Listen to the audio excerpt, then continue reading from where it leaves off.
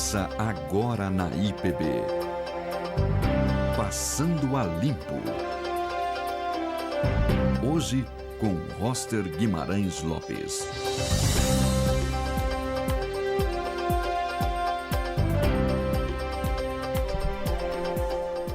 Boa tarde, São Paulo. Boa tarde, Brasil. Boa tarde, Igreja Presbiteriana do Brasil. É com imensa alegria que nós começamos nessa quarta-feira, às 12 horas, 1 minuto e 30 segundos aproximadamente, mais um Passando a Limpo. E o Passando a Limpo dessa semana tem um tema muito especial. Nós estamos às vésperas do Supremo Concílio da Igreja Presbiteriana do Brasil, que é a Assembleia Magna de nossa denominação, e será o 39º Supremo Concílio. E está aqui comigo para apresentar o programa o competente comunicador, reverendo Rodrigo Leitão. Eu queria dar a ele a palavra para saudar você e também já falar com você sobre as nossas mídias sociais, antes mesmo que eu apresente o nosso entrevistado dessa tarde.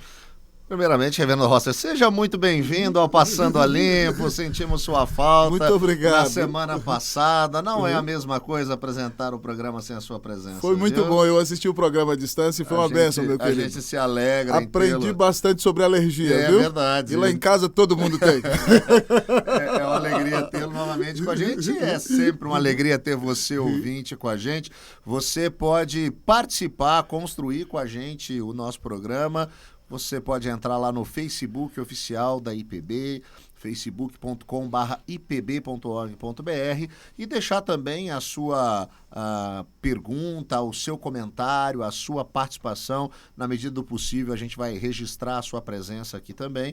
E você pode acompanhar o nosso programa Passando a Limpo na Rádio IPB3, a rádio com imagens, em vários canais da internet, no nosso site ipb.org.br/ipb3, também no youtube.com/ipbtv2 e no Facebook oficial da IPB. Que coisa boa! Então você vê aí os canais que temos. Por favor, convide pessoas para que assistam e principalmente nesse tema tão especial que é o Supremo Concílio. Na próxima semana, lá em Águas de Lindóia, estará reunido o Supremo Concílio da Igreja Presbiteriana do Brasil.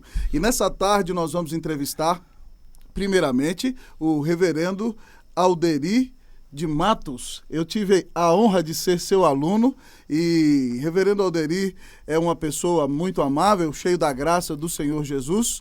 Além disso, ele é formado em teologia, filosofia, direito, mestre em Novo Testamento e doutor em história. Uau. Mas é um servo precioso do Senhor que tem sido grande bênção nas igrejas em que tem pastoreado e também na vida de nossa denominação e em nossos seminários. Reverendo Alderi, nós queremos dar as boas-vindas ao Senhor. Muito obrigado por aceitar o nosso convite para falar desse tema tão especial que é o Supremo Concílio. Obrigado, irmãos. É um prazer estar aqui participando deste programa e falando sobre esse tema realmente tão palpitante e que está nos corações e mentes dos presbiterianos nesses dias que antecedem o início do nosso Supremo Concílio. Amém. Reverendo, a primeira pergunta que nós queremos fazer para o senhor nessa tarde se refere antes mesmo do surgimento do Supremo Concílio. Então eu queria pedir ao senhor que fizesse para nós o preâmbulo dos inícios da Igreja Presbiteriana do Brasil e como ela surge com Simonton lá em 1859, quando ele chega ao Brasil, e o que acontece até a formação ali do Supremo Concílio, da Assembleia Magna, né, da Assembleia Geral em 1910. Como a Igreja Presbiteriana chegou a esse desenvolvimento de ter uma Assembleia Magna a partir de 1859? Perfeitamente. Como nós sabemos, a Igreja Presbiteriana é uma igreja conciliar, ou seja, ela funciona por meio de seus concílios. E quando chegaram os nossos primeiros missionários, evidentemente nós não tínhamos lá nos primeiros anos nenhum concílio, apenas igrejas locais que estavam filiadas a concílios, a presbitérios norte-americanos. Mas então, poucos anos depois, em 1865, foi organizado, curiosamente, aqui em São Paulo, o Presbitério do Rio de Janeiro. Uau. Então, o nosso primeiro concílio, o Presbitério do Rio de Janeiro. Com o passar dos anos, foram sendo criados alguns outros poucos presbitérios.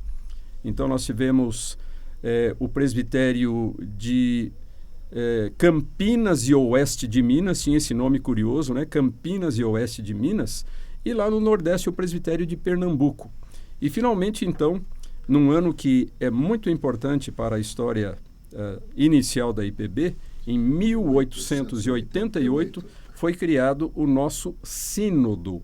O sínodo presbiteriano, que eu considero como realmente a certidão de nascimento, digamos assim, da Igreja Presbiteriana do Brasil como uma denominação distinta, eclesiasticamente falando, das igrejas mães norte-americanas. Até então, os nossos presbitérios estavam filiados a sínodos norte-americanos. E agora, com a criação do Sínodo do Brasil, em 1888, nós passamos a ser um sínodo autônomo, nacional, sem vinculação eclesiástica, apenas fraternal, com as igrejas mães norte-americanas. Então, isso em 1888. E daí haveriam de se passar 22 anos, até 1910, para a criação do nosso Supremo Concílio, que inicialmente teve o nome de Assembleia Geral. Certíssimo. Muito obrigado, reverendo. Rodrigo, tem alguma pergunta para o senhor aí agora, nesse momento?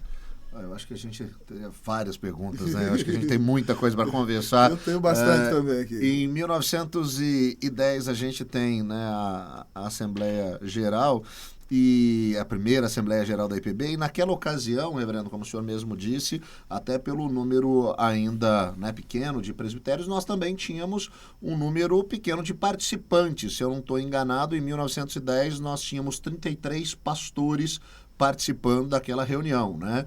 Hoje nós já somos aí nas reuniões do Supremo Concílio mais de 1.000 representantes, né? É um número aí muito grande, né?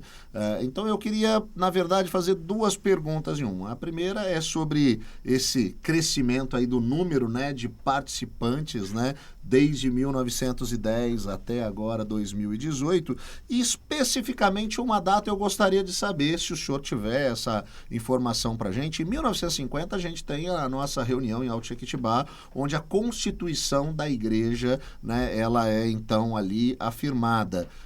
Qual era o número de pastores presentes naquela reunião de 1950, para a gente saber, né, a expressão aí desses pastores que fizeram a Constituição, que está em vigor até hoje? Exatamente. Então, nós notamos, né, olhando para a história, aquele tremendo contraste entre o número de participantes dos antigos concílios, das antigas reuniões do Concílio Magno da IPB e as reuniões atuais, né, com seus mais de 1.000 delegados. Então, de fato, como o número de delegados depende do número de presbitérios, evidentemente, hoje, tendo muitos presbitérios, quase 300, nós temos um número muito grande de delegados. Naquela época, sendo tão poucos os presbitérios, o número era bastante reduzido. Então, em alguns desses eventos assim de grande importância na história do presbiterianismo brasileiro, houve ali 30, 40 líderes representando a igreja e tomando as decisões, né? E, enfim, marcando aqueles momentos importantes da vida da denominação. E hoje, então, esse número extraordinário de mais de 1.000 delegados. Nesse momento muito especial da trajetória da IPB, que foi a aprovação da atual Constituição em 1950, e no ano seguinte, inclusive, numa reunião extraordinária do Supremo Concílio, a aprovação dos princípios de liturgia e do Código de Disciplina, então 50 e 51, inicialmente lá no leste de Minas e depois aqui em Jandira, nas instalações do antigo Instituto JMC. Mas, de fato, o número foi muito pequeno de representantes em comparação com os padrões de hoje. Talvez aí em torno disso, umas 40, 50 pessoas, 50 líderes, pastores, presbíteros, participaram dessas duas reuniões, uma ordinária e a outra extraordinária, e que aprovaram os padrões administrativos e litúrgicos que até hoje são aceitos e seguidos na Igreja Presbiteriana do Brasil. Uau! Reverendo, diante de tanta história e de tantas bênçãos e lutas que a nossa querida IPB tem enfrentado no Brasil, lendo aqui o artigo que o senhor escreveu no último Brasil Presbiteriano, inúmeras perguntas sobem à nossa mente. Mas a nossa IPB, nós louvamos a Deus por isso, é uma igreja firmada nas Sagradas Escrituras. E tem um sério compromisso com os símbolos de fé. Mas no artigo que o senhor escreveu aqui, eu me lembro bem que o senhor também lecionou isso a nós no seminário, já há quase 2 décadas. Estou ficando velho, Rodrigo. Tem coisa que a gente não precisa falar alto. Entendeu? E aí, há um momento na história da Igreja Presbiteriana do Brasil, no ano de 1937, que nós encontramos aqui, na formação do Supremo Concílio com esse nome, a ordenação de diaconisas na IPB, o que não está de acordo com os princípios conservadores que a nossa igreja tem. O que aconteceu, reverendo, para que isso houvesse na IPB naquela época? É interessante. Esse tipo de influências, né, vindas, evidentemente, dos Estados Unidos e da Europa, já se fazem sentir no protestantismo brasileiro em geral e no presbiterianismo em particular, principalmente na Igreja Presbiteriana Independente, talvez num nível um pouco menor na Igreja Presbiteriana do Brasil, desde aquela época. Então, essas tendências novas, né, esses novos experimentos eclesiásticos já são uma realidade antiga no protestantismo e no presbiterianismo brasileiro. Mas o fato é esse, né? Depois de a Igreja adotar durante muitos anos o velho livro de ordem lá das igrejas norte-americanas, então resolveu-se fazer pela primeira vez uma constituição específica para a Igreja Presbiteriana do Brasil. E então a Assembleia Geral reuniu-se na condição de Assembleia Constituinte, não uma Assembleia normal, uma Assembleia Constituinte, para elaborar esse documento. O problema é que essa reunião da Constituinte, que se deu em 1937 lá no Rio de Janeiro, sob a presidência do reverendo Galdino Moreira, que era uma figura muito conhecida e muito influente naquela época, esta reunião da Constituinte foi cercada de controvérsias. Não somente por causa dessa questão do diaconato feminino, mas também por causa de algumas peculiaridades da forma de convocação da própria Constituinte, o que fez com que a representação do Nordeste fosse extremamente reduzida, ou praticamente nula. E então, depois desta reunião, já aprovada essa nova Constituição para a Igreja, houve uma forte reação por parte das lideranças do Nordeste, principalmente na pessoa do reverendo Jerônimo Gueiros, que era o líder presbiteriano mais destacado daquela região. Então, protestando contra esses 2 aspectos. Primeiro, a maneira como tinha sido realizada a reunião, a própria convocação da reunião e a participação maciça de pessoas do Sudeste, à exclusão dos representantes do Nordeste. E, em segundo lugar, essas inovações, como foram entendidas na época, como o diaconato feminino, que realmente não fazia parte da experiência da maior parte das igrejas presbiterianas e reformadas ao redor do mundo e certamente não fazia parte das experiências eclesiásticas da Igreja Presbiteriana do Brasil. Eu não conheço exatamente as circunstâncias, as razões particulares, pontuais, que levaram os constituintes de 1937 a incluir esse dispositivo específico na nossa Constituição. Certamente foram alguns precedentes que eles viram, possivelmente em igrejas norte-americanas, com as quais nós tínhamos maior contato naquela época, mas o fato é que isso foi aprovado e acabou, então, sendo um pomo de discórdia durante vários anos, durante mais de uma década. Uau!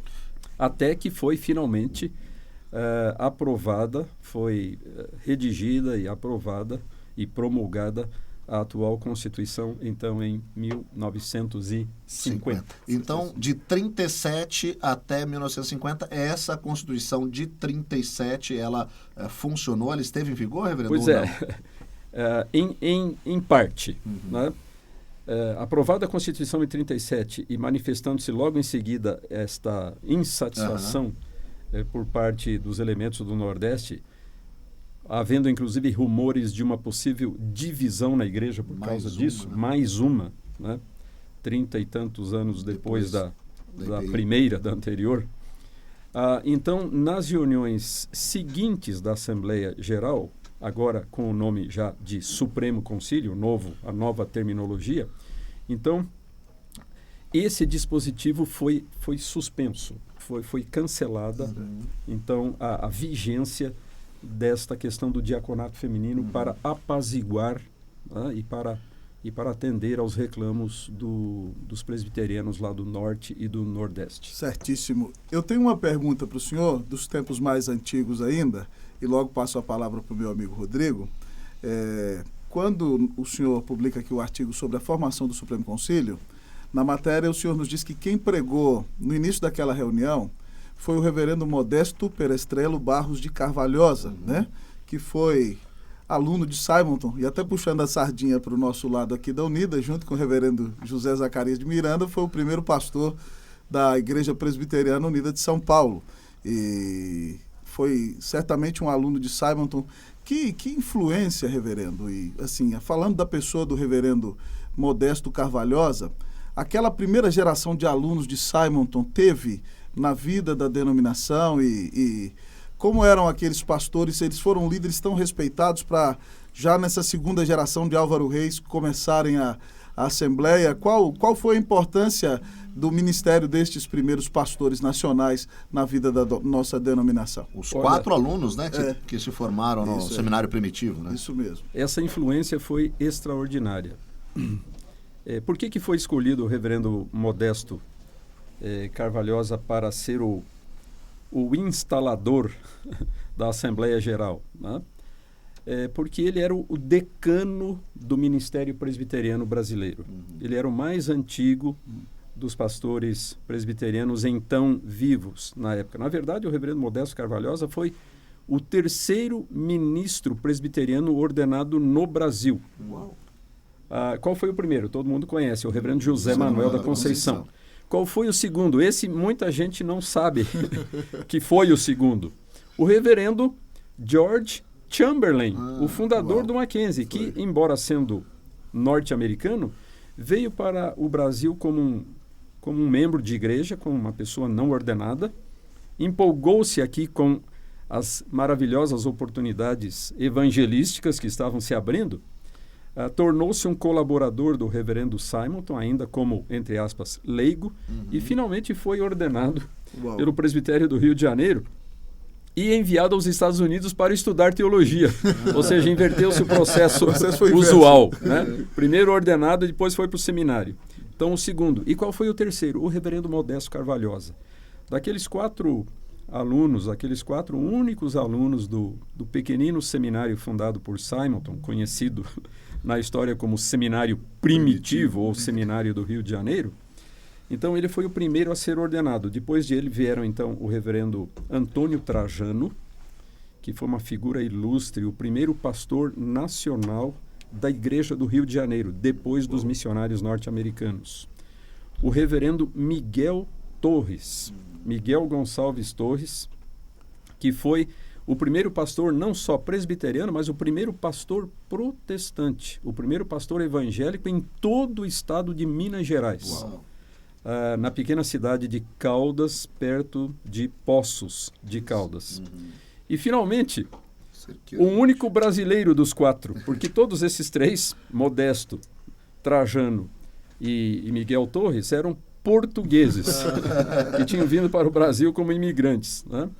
Então, entre os 4, apenas um brasileiro que também foi um extraordinário pastor, um grande musicista, deu contribuições muito importantes nessa área, que foi o reverendo Antônio Pedro de Cerqueira Leite. Essas são as chamadas primícias do Ministério Presbiteriano Nacional. Cuja família ainda está na denominação até hoje, né? Permanece na denominação até hoje. Uau. Rodrigo. Reverendo, de 38 para cá, pensando só em Supremo Concílio, né, e esse formato, né, de reuniões a cada 4 anos, a presença de um presidente, não de um moderador, já se vão 80 anos, né? E eu sei que é difícil, né, pensar isso especificamente por conta das reuniões, mas eu acho que existiram alguns momentos ou algumas reuniões que historicamente elas marcaram a nossa igreja. Se o senhor pudesse levantar aí talvez 2 ou 3 momentos, 2 ou 3 reuniões dessas nesse período de 80 anos, que de fato foram históricas e deram uma diretriz, um novo rumo, né, para a nossa igreja, quais seriam os seus destaques?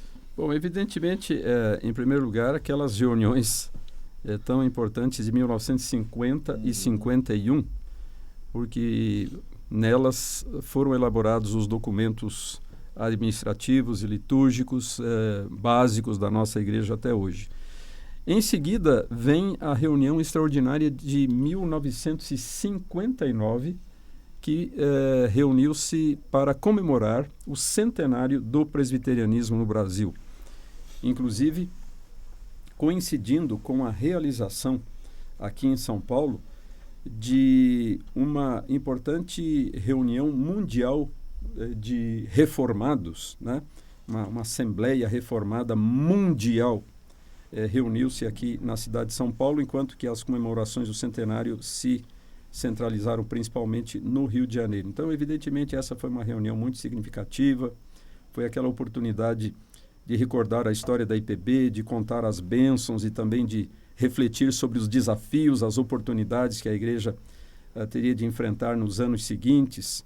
Esteve presente no culto de ação de graças o presidente Juscelino Kubitschek, lá no contexto também da construção e da inauguração da nova capital federal, Brasília. Então foi um momento assim de grande entusiasmo, vibração e empolgação para os presbiterianos do Brasil, esta reunião de 1959.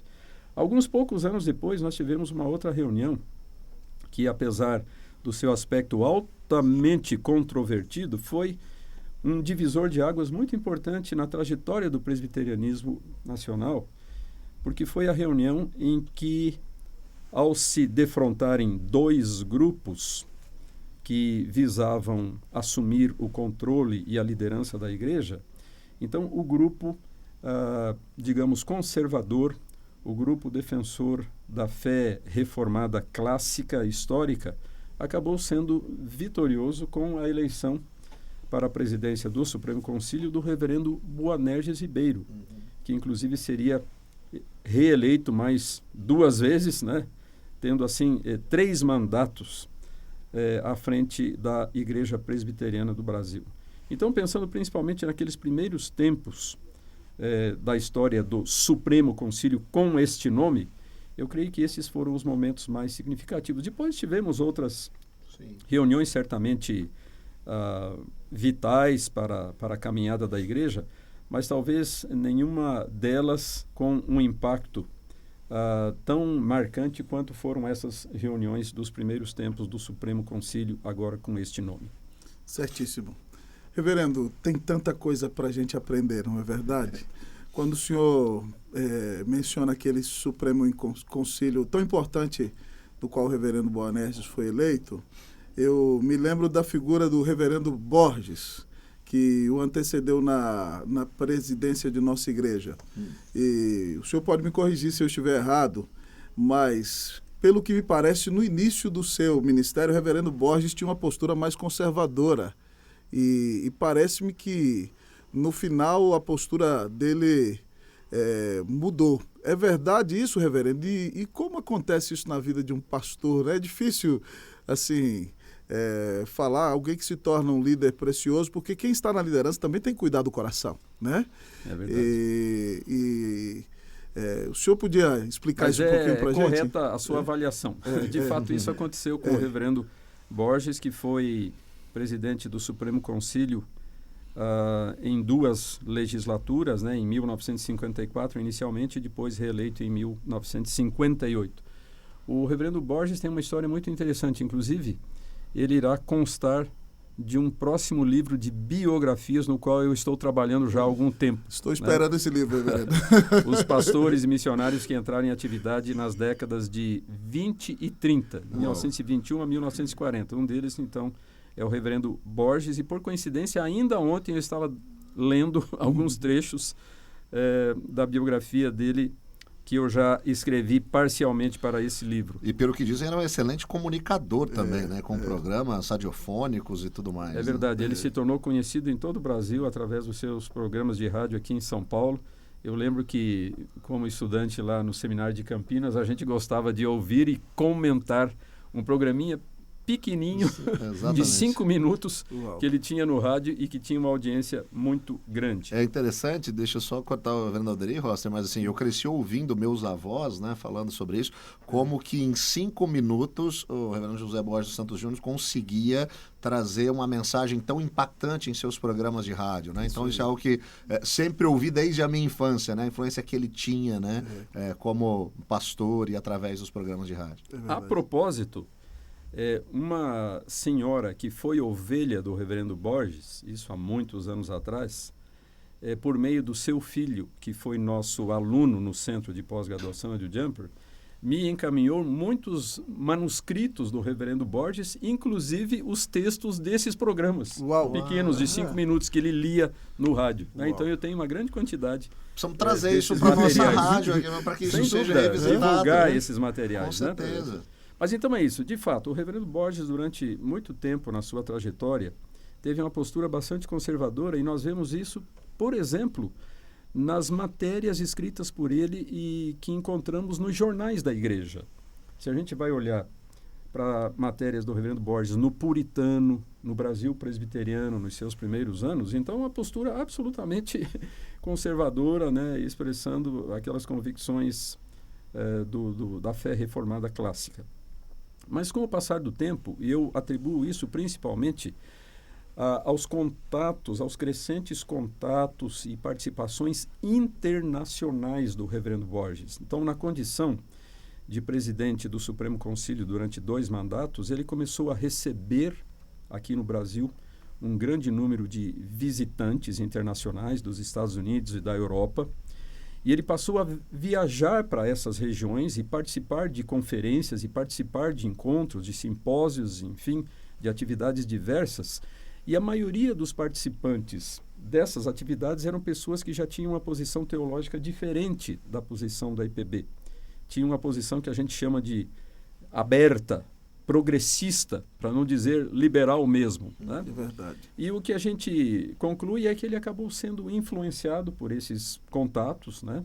Por essas personalidades, por esses movimentos com os quais ele conviveu durante muitos anos na sua trajetória de líder presbiteriano e acabou, então, abraçando muitas dessas ideias. Mas depois de alguns anos, então, como pastor auxiliar do Reverendo Miguel Riso Júnior na Igreja Presbiteriana Unida de São Paulo, quando o Reverendo Miguel Riso se afastou, ele assumiu, então, o pastorado da igreja.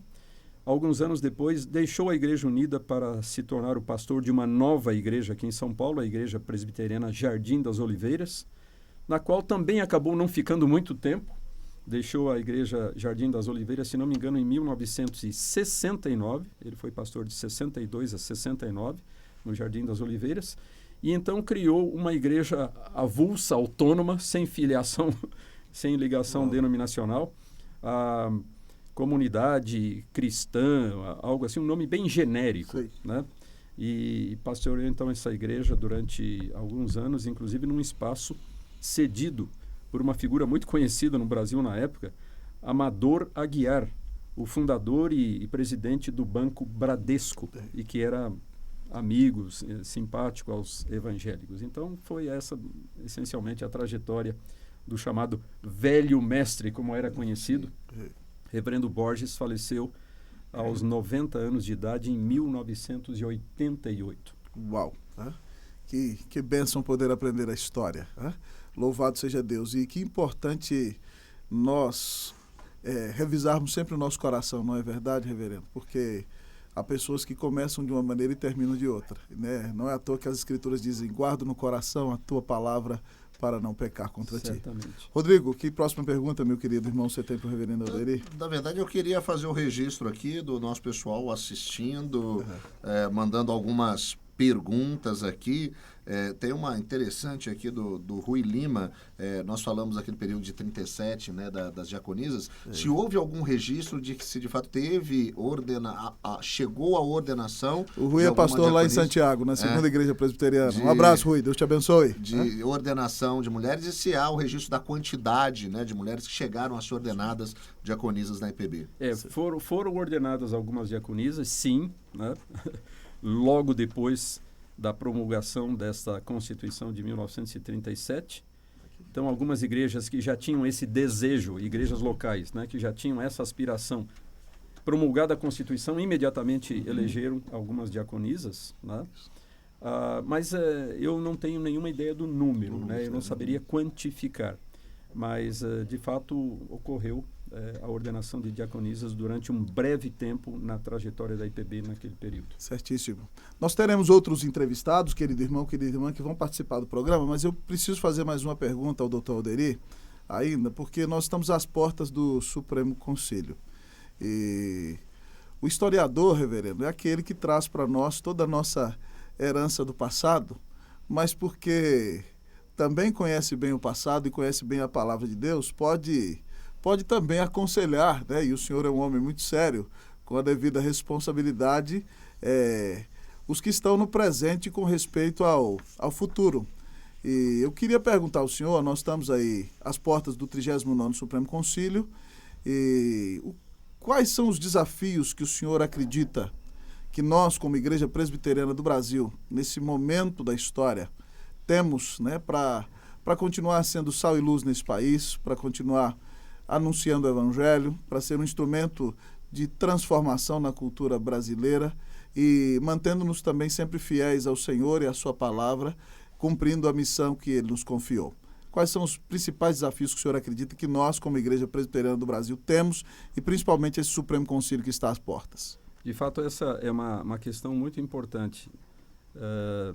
Eu escrevi certa vez num dos meus livros, né, que a igreja deve ter um compromisso, claro que em diferentes graus de intensidade, de profundidade, mas com diferentes aspectos. Em primeiro lugar, um compromisso com Deus, com o próprio Deus. Em segundo lugar, um compromisso com a sua palavra, com o Evangelho de Cristo. A igreja precisa ter também um compromisso com a sua sociedade, com o povo do país em que ela existe, com a sua cultura. E eu entendo, então, que a Igreja Presbiteriana deve procurar cumprir, deve procurar desenvolver a sua missão no nosso país, tão conturbado, tão marcado por crises tão profundas em diferentes aspectos, crise política, crise social, crise econômica, crise de valores. A igreja deve cumprir a sua missão tendo em mente esses referenciais todos. Em primeiro lugar, um compromisso inquebrantável com Deus e com a sua palavra, com o seu evangelho, com as grandes e solenes verdades que foram proclamadas pelos reformadores do século XVI. No ano passado comemoramos o 5º centenário da Reforma. Principalmente as grandes e solenes verdades que têm sido defendidas e apregoadas há tantos séculos pela tradição reformada. Então nós devemos reafirmar esse nosso compromisso com as verdades da palavra de Deus. Mas nós temos também responsabilidades em relação ao contexto onde Deus nos tem colocado. Se Deus nos fez surgir como uma igreja, com uma denominação de tamanho expressivo dentro da sociedade brasileira, é porque Ele deseja que nós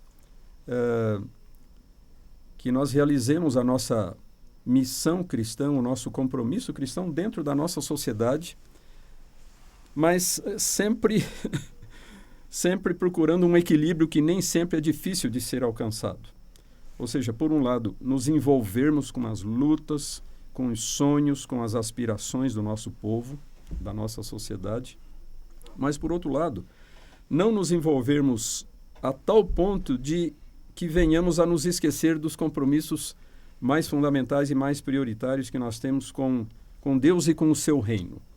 Então, eu espero que nessa reunião do Supremo Concílio que se aproxima, entre outras oportunidades, nós tenhamos esta de refletir sobre qual tem sido a nossa caminhada até agora e quais os desafios e as oportunidades mais importantes que se colocam diante de nós e como que nós podemos arregimentar as forças da igreja, as forças vivas da igreja, para fazer face a esses desafios e aproveitar essas oportunidades.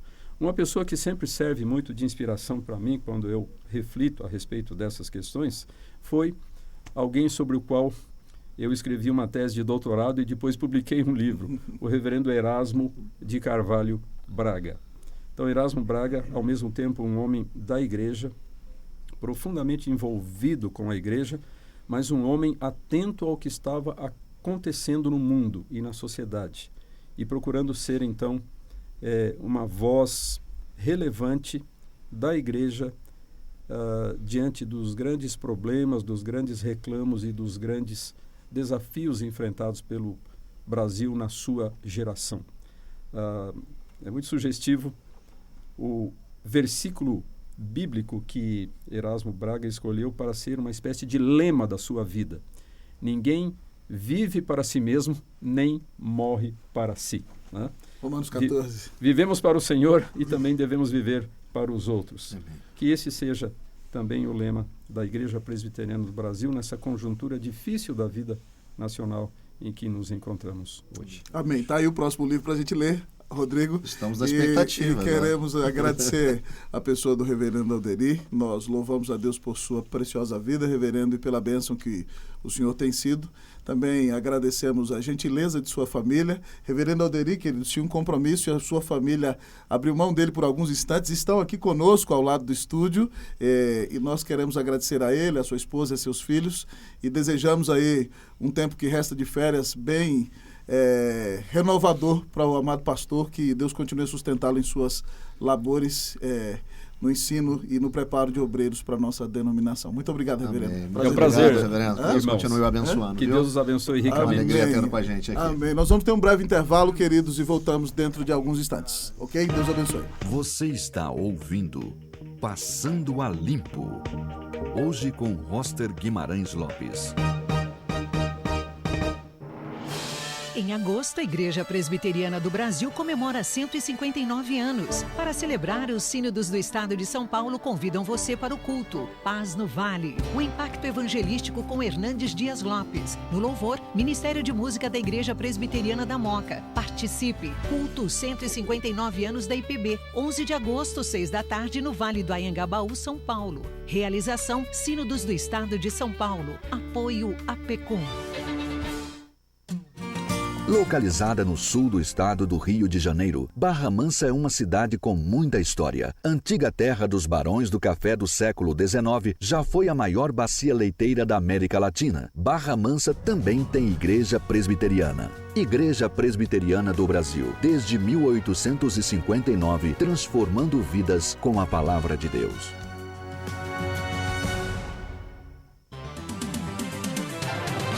Você está ouvindo IPB3, a rádio com imagem.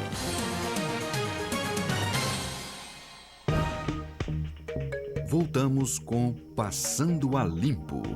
Hoje com Roster Guimarães Lopes.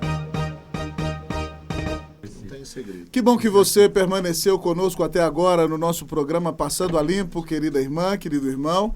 Nós agora em São Paulo estamos às 12h39 e o nosso próximo entrevistado no Passando a Limpo dessa tarde é o nosso querido presbítero Clodoaldo Furlan, que é presidente de sínodo no estado de São Paulo já há muitos anos e é o presidente da comissão que está organizando o Supremo Concílio aqui em nosso estado, na cidade de Águas de Lindóia. Damos as boas-vindas ao nosso querido presbítero Furlan. É um prazer recebê-lo aqui ao vivo, ainda que por telefone, no nosso Passando a Limpo. Seja bem-vindo, presbítero. Muito obrigado, meu irmão. Prazer aqui estar aqui falando com vocês, com os ouvintes. Nós estamos trabalhando aqui nos preparativos da nossa reunião ordinária, mas agradecemos a Deus porque até agora tem corrido tudo muito bem. Presbítero Furlan, aqui quem está falando é o reverendo Rodrigo Leitão. Obrigado aí por nos atender. Está com a gente aqui no Passando a Limpo. E a pergunta que eu queria fazer é a seguinte: a gente estava conversando há pouco com o reverendo Alderi e ele nos trouxe aqui alguns números, entre eles que na primeira Assembleia Geral, né, da nossa igreja em 1910, o número de participantes, né, daquela reunião eram de 33 pessoas, né? O senhor está tendo aí o desafio de organizar um Supremo Concílio que vai atender um pouco mais de gente, né? São mais de 1.000 pessoas aí, mais mais de 1.000 representantes, delegados que estarão aí representando os seus presbitérios. O desafio, presbítero, de um evento assim desse tamanho, conta pra gente um pouquinho desse processo, por favor. Rodrigo, boa tarde. Na verdade, nós estamos aqui trabalhando com um número de 1.364 deputados. Uau! Esse é o número que nós temos aqui, o último número oficial, mas nós temos aqui inscrições chegando a 1.800 pessoas. Uau! Então, é um evento de grande envergadura, é um número grande de pessoas. Para a hotelaria de Águas de Lindóia, não é um número tão grande. A cidade de Águas de Lindóia, a área turística, tem capacidade de até 6.000 leitos. Então, aqui, a região de Águas de Lindóia, a cidade de Águas de Lindóia, tem uma capacidade tranquila de absorver o evento que será feito. Nós, tendo aqui em torno de 1.800 pessoas, então está dentro aqui do know-how, de tudo o que a estrutura turística de Águas de Lindóia tem feito com eventos nacionais aqui. A demanda maior que nós temos é um encontro que envolve todo o Brasil, né? Nós temos deputados vindo de todos os estados, de todas as regiões, e nós temos também a participação das instituições da nossa igreja, muito membros ex officio, delegações estrangeiras. Então, é um grande desafio, mas graças a Deus está indo muito bem. Certíssimo. Furlan, eu quero falar o seguinte, antes de fazer uma pergunta para vocês, irmãos, o presbítero Furlan, ele é também membro conosco do Conselho da APECOM. Então, além de estar organizando tudo isso como um dos líderes da nossa Casa Editora Presbiteriana, né, presidente do conselho daquela importante instituição, ele representa essa instituição aqui na APECOM. Então, ele faz parte da nossa equipe de trabalho aqui na APECOM. Eu queria lhe perguntar, querido Furlan, qual é o sentimento do presbiterianismo no estado de São Paulo, né? Você representando aí os presidentes de sínodo que fazem essa equipe, qual é o sentimento da liderança da nossa igreja aqui em nosso estado por receber o Supremo Concílio aqui no estado de São Paulo, e qual é a expectativa, né, que essa liderança do estado de São Paulo também tem para esse Supremo Concílio? Rosa, nós estamos trabalhando desde julho de 2014. Os nossos trabalhos se intensificaram a partir de janeiro de 2017. Eu posso falar para você que, em linhas gerais, o presbiterianismo paulista está muito feliz com o que está acontecendo. Para nós, da liderança, que estamos mais envolvidos diretamente com a hospedagem, há um senso muito claro de dever cumprido.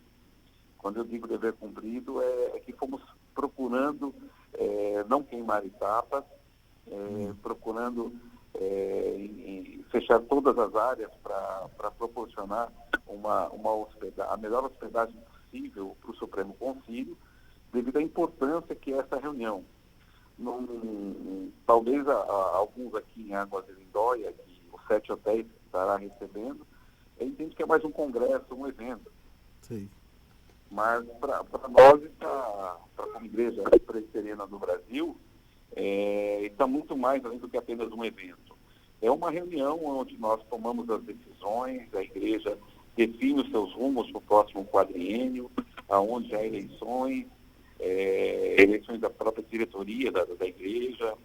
Então, é uma reunião de grande importância e envergadura para todo o presbiterianismo nacional.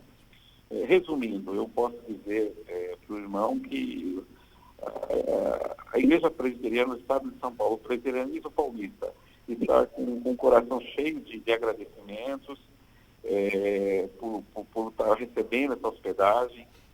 A última hospedagem que nós tivemos no Supremo Concílio aqui foi em 1994, então são já aí, vamos colocar, 24 anos atrás.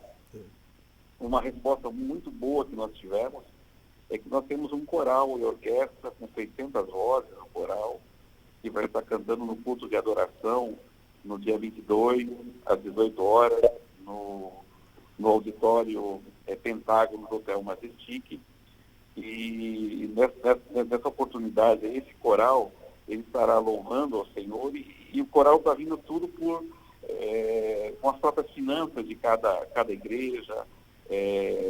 Nós vamos conseguir prover, né, afetamos com esse coral o jantar, nós vamos oferecer um jantar. Mas todo o deslocamento, que não é barato, né, você tirar esses corais de várias partes de todo o estado de São Paulo, houve o envolvimento das próprias igrejas locais, dos presbitérios. Então isso encheu nosso coração de alegria. Então nós estamos muito felizes por estar fazendo esse trabalho. Amém, amém. Querido presbítero Furlan, eu só tenho mais uma pergunta. A PECOM estará trabalhando certamente nesse evento e fazendo a cobertura. Estaremos lá o tempo inteiro, mas para aquele pastor que não pôde vir para o Supremo Concílio, ou querido irmão que é presbiteriano e está em casa e gostaria, por exemplo, de acompanhar esse culto de abertura e os cultos durante a semana, que recado você deixa para esse pessoal? Quais serão os horários dos cultos para quem quiser assistir as mensagens e ser edificado com tudo que nós vamos ter aí no Supremo Concílio nessa semana? Então, o que está sendo programado aqui, o culto de abertura será transmitido pela IPB-TV. Nós teremos a transmissão ao vivo do culto. Não é um culto de abertura, porque a abertura do Supremo Concílio acontece no dia 23, às 8 horas da manhã, com a verificação de poderes. Então, no domingo, nós temos um culto de adoração às 18 horas. Certo. Esse culto vai ser transmitido, ele deve ter adoração das 18 às 20 horas. Nós conclamamos aí a todos os convites, o povo presbiteriano que esteja participando conosco, assistindo esse culto, que será um grande culto para a glória do Senhor. Durante a semana, nós teremos culto à noite, sempre às 20 horas. Certo. Só que esses cultos, nós não teremos a transmissão pelo canal da IPB-TV. O Arthur está dizendo que vai ter, hein? O Arthur está dizendo aqui que vai ter. Vai ter, então, é uma boa notícia que eu acabei de receber. Isso aí. Eu já fico feliz com isso. Isso aí. Isso vai ser muito bom para nós. A PECOM aí tem dado um suporte muito grande para toda a reunião do Supremo. Tá certo. Então você vai ver essa transmissão. Nós teremos o culto todo de segunda até sábado, às 20 horas. E no domingo, um culto final de encerramento às 10 horas da manhã. Então fica o nosso convite a todos para estarem participando conosco do culto. E eu queria também, só que encerrando a minha palavra também, Roster, a falar a respeito das delegações estrangeiras que estarão aqui conosco. Isso. Nós temos pastores vindo da Coreia, do Nepal, Nova Zelândia, Estados Unidos, Timor-Leste, Iraque, Angola, Holanda, vários países que estão mandando representantes. São países, igrejas que têm relacionamento com a Igreja Presbiteriana do Brasil. Que bênção. E teremos também essa rica oportunidade de termos uma confraternização, uma comunhão com os nossos irmãos presbiterianos de outros países.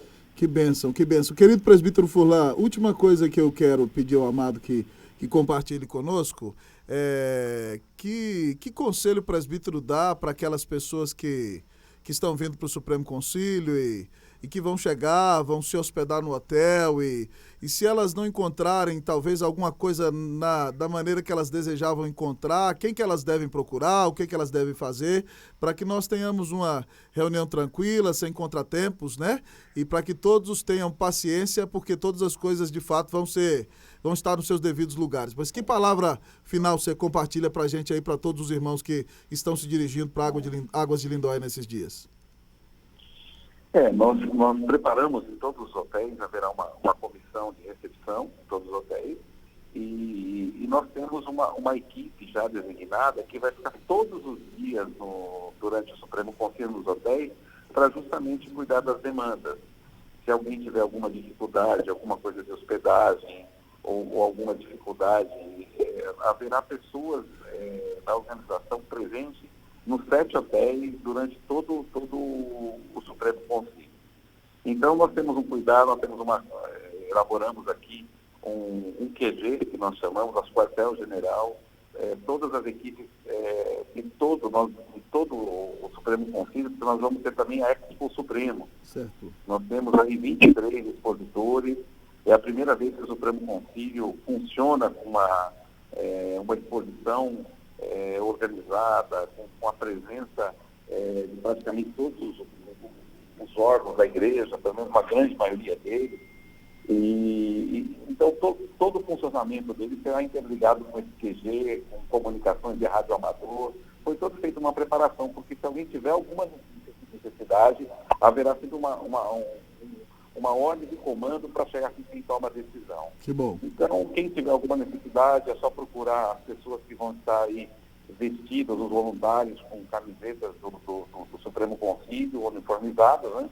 E poderão dar toda a assistência que cada um precisar. Então, nós estamos nos preocupando com isso também. Certíssimo. Agradecemos a participação do nosso querido presbítero Clodoaldo Furlan. Nós estamos orando por essa reunião e por sua vida, e que Deus o fortaleça aí para essa semana que vem por diante, amado presbítero. Que Deus o abençoe. Muito obrigado por estar conosco aqui no Passando a Limpo. Obrigado, presbítero Furlan. Obrigado, meus irmãos. Obrigado, Rodrigo. Inclusive, você é um dos pregadores semanais aqui da semana, né? Amém, né? Ore por nós para que o Senhor nos use, né? Com certeza. Nós teremos também o reverendo Hernandes Dias Lopes, o reverendo Augusto Nicodemos, temos outros irmãos também que estarão aqui fazendo uso da palavra, e temos certeza que isso será tudo uma grande bênção. Obrigado pelo carinho, amado presbítero. Que Deus o abençoe. Amém, meu irmão. Um abraço aos ouvintes aí. Amém, amém. Fique na santa paz. Queridos irmãos, agora o reverendo Rodrigo Leitão vai falar pra gente aqui. Nós, como a PECOM, vamos estar lá no Supremo Conselho. O que a gente vai fazer lá? É verdade, reverendo Roster. Rodrigo A Leitão? gente vai estar conversando lá depois ali de cada uma das reuniões, das plenárias, para trazer um pouquinho, né, um bate-papo com aqueles que participaram, sobre os assuntos que foram levantados, né, com aqueles pastores representantes que estarão lá. Então, a Rádio IPB3 estará durante todo o período do Supremo Concílio, né, presente também em Águas de Lindóia, tendo transmissões em horários específicos durante o dia, mostrando um pouquinho do que vai estar acontecendo lá e conversando, né, com os pastores, os representantes. Espero tê-lo comigo lá, né, na nossa rádio, para que a gente possa conversar um pouco sobre o que vai estar acontecendo e trazer em primeira mão, né, para todos os nossos ouvintes, as decisões, as discussões lá do nosso Supremo Conselho. Amém. Vez por outra eu vou estar com o reverendo Rodrigo lá, nós vamos estar no plenário também, participando de tudo que o Supremo Conselho está debatendo e decidindo. Ele será nosso principal âncora lá, né? Mas o nosso programa vai ser apresentado de lá, queridos, a semana que vem, de Águas de Lindóia, e junto com o Arthur, que vai estar lá trabalhando, e com toda a nossa equipe, para a honra e glória do Senhor. E, Rodrigo, eu queria fazer uma pergunta para você, já que a gente está falando de concílio, e a gente vai ter um breve bate-papo em cima de um texto bíblico aqui. Você se lembra qual foi o primeiro concílio da história? Porque não foi o primeiro Supremo Concílio de 2010. Eu acho que deve ter sido lá pelos lados de Jerusalém, Roster. É mesmo? Você lembra qual foi a razão daquela reunião do primeiro Supremo Concílio da história? O pessoal estava discutindo algumas questões aí na prática, né, do que era ser cristão, principalmente com algumas questões meio judaizantes, né? Continuava ou não continuava com algumas práticas. Era mais ou menos isso, reverendo? Era isso, não é, reverendo? A turma estava querendo dizer que para ser crente, além de crer no Evangelho de Jesus, o cabra tinha que circuncidar-se, E aquela reunião foi uma reunião muito importante para a nossa fé, não é verdade? É pastor? verdade. E eu quero, depois que você der essa palavrinha que você queria compartilhar conosco aí, meditar, então, sobre a resolução daquela reunião, porque não dá para pregar sobre ela toda, sobre o que é, de fato, um concílio abençoado, para preparar os nossos corações. Mas que o nosso concílio seja assim, em nome de Jesus. Né? Amém. Amém. Na verdade, Reverendo Rossi, eu queria só deixar um abraço geral, porque, assim, hoje a gente tem um número muito, muito grande de pessoas participando aqui, mandando abraço para mim, para você, para o nosso programa, outros aqui registrando a sua participação, alguns trazendo algumas perguntas, algumas informações, inclusive históricas, referentes a alguns dos pastores que nós citamos, que o reverendo Alderi citou aqui. Então fica o abraço geral para todos aqueles que nos ajudaram a construir o nosso programa, que têm participado do Passando a Limpo, que têm nos ouvido semana após semana, e tem sido um privilégio, algo muito especial fazer parte desse programa, Reverendo Roster. E semana que vem, como já foi levantado aqui, Passando a Limpo acontecendo direto de Águas de Lindóia, na reunião do Supremo Concílio. Na verdade, durante toda a semana nós teremos programas da nossa rádio IPB3. Não perca, participe com a gente, mande seu recado, permaneça aí nosso ouvinte firme lá durante a semana que vem. Amém. Tem sido uma grande bênção fazer parte mesmo do Passando a Limpo, não é verdade, reverendo? Esse isso. é o 23º já, não é, Arthur? E a gente fica feliz porque esse programa surgiu, Deus colocou no coração do Arthur e tem sido bênção para todos aqueles que têm estado conosco. É verdade. E outros programas já vieram depois dele e a nossa rádio IPB, usando um jargão da juventude de hoje, está bombando, para a glória e honra do Senhor aí. Jesus. Amém. Né? Deus abençoe. Amém. Boa palavra, reverendo Rossi. Amém, meu amado amigo. Queridos, nós temos aqui um pouquinho de tempo para o final do programa, mas o reverendo Rodrigo já fez a introdução muito bem.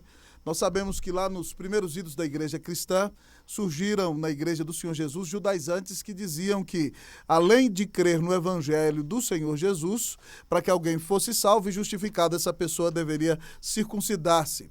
E alguns deles subiram para a igreja de Antioquia, gerando um grande debate, e a igreja de Antioquia mandou Barnabé, Paulo e alguns representantes a Jerusalém para se reunirem com os apóstolos para decidir o que era necessário ou não para que nós vivêssemos a fé cristã.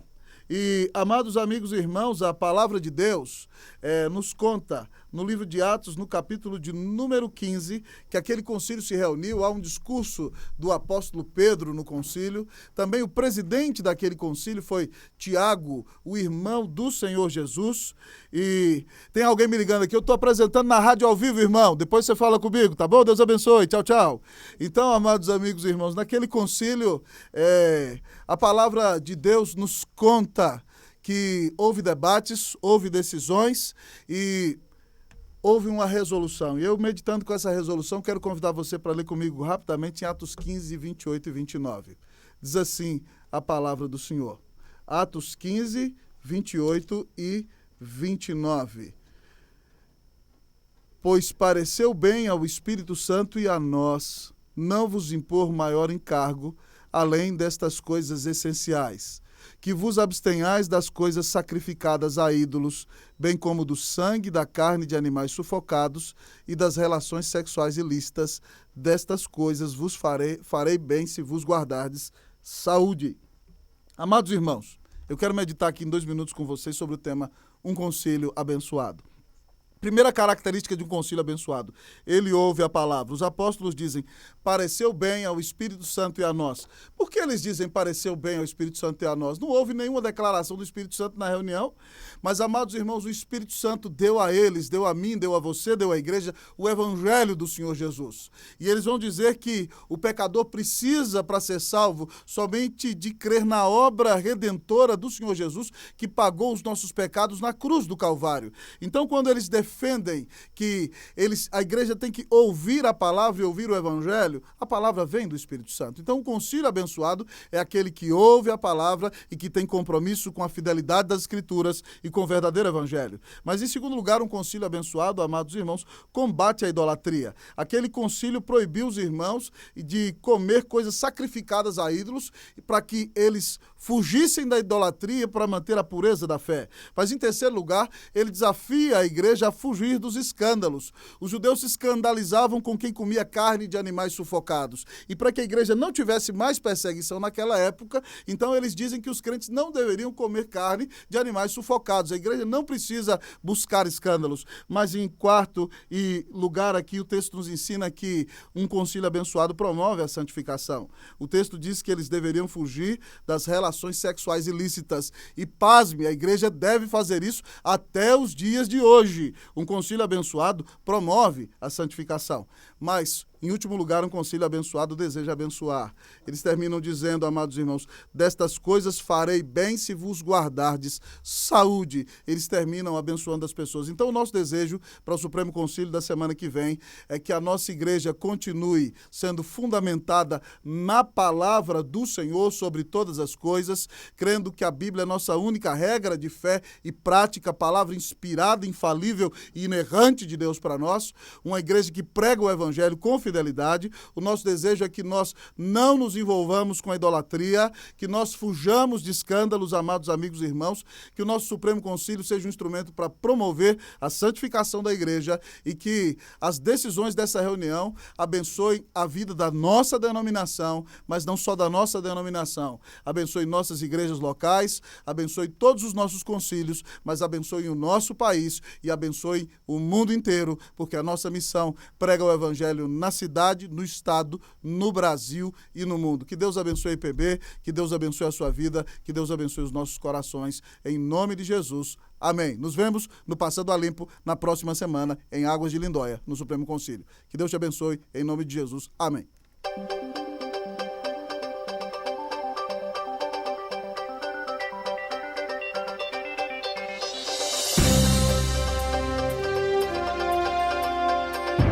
Passando a Limpo. Apresentação: Roster Guimarães Lopes. Produção: Cadu Aranha e Cíntia Menezes. Coordenação: Arthur Mendes. Apoio: Igreja Presbiteriana Unida, Rua Helvétia 772, São Paulo. Realização: Rádio IPB APECOM, Agência Presbiteriana de Evangelização e Comunicação.